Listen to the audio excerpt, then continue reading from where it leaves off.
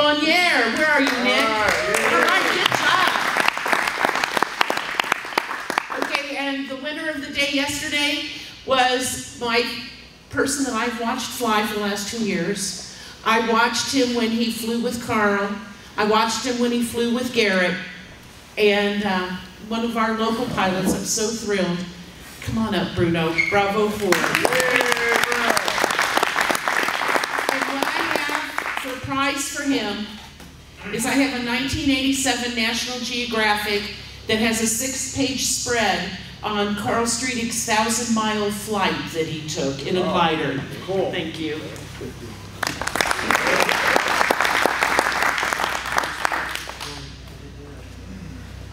Go measure the wings, make sure it's 15 years. So as you speak. I dare you to do it.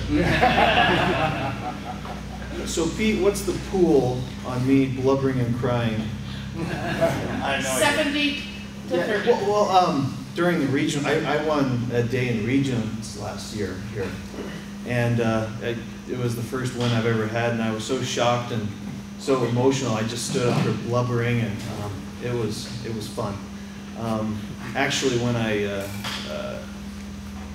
Paul sent me a text that showed the score sheet, I did a little bit of blubbering then.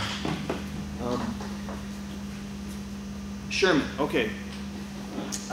Yesterday's flight was not necessarily a real fun flight. It was a tactical flight. A lot of guys went and did some fun flights, but for me, I just thought, you know, this is really my last chance one of my last chances to fly well. So decided to just stick on the ridge. It was a pretty boring flight. Went up to Sherman first.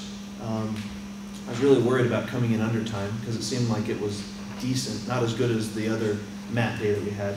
So went up to Sherman, went back to Jardine, and then I went back to Sherman, and at that point I suddenly realized that I think I'd missed Mink on the way up, and so it would be a there and back, and I didn't want to use my sugar turn point. And so at that point, you'll watch on the trace, I just kind of meandered around for a little bit trying to figure out what to do, and I thought, all right, well, I'll head back south, and at that moment I hit a 8 or 9 knot thermal that took me up to cloud base, and what I'd been contemplating was going over to Soda, which had a few clouds by it, but I thought it would be pretty much just a flat glide out and back, but decided to do that, and it was still air, flat air going all the way out there, so just went there, barely touched it, came back, and it worked out okay, because then went back to Jardine, and then at that point, really testing the ridge to see how well it was working, and it was starting to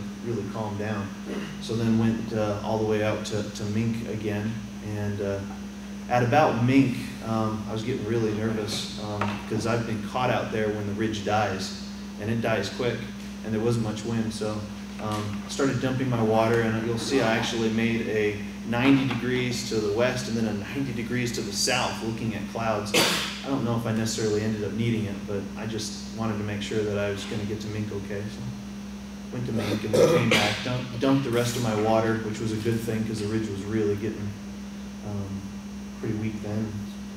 On the way in, decided to go along with Pete and 9-8 and go to the VOR, which gave a couple extra miles, and in the end, that ended up clenching it for the day. So, just one last thing.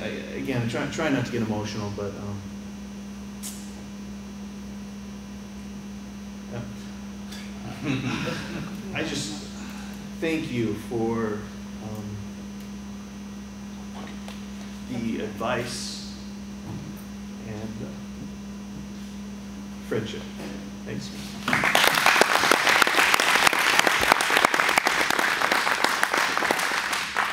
Bruno, tell people how much you've been flying in competition. What year is this for you?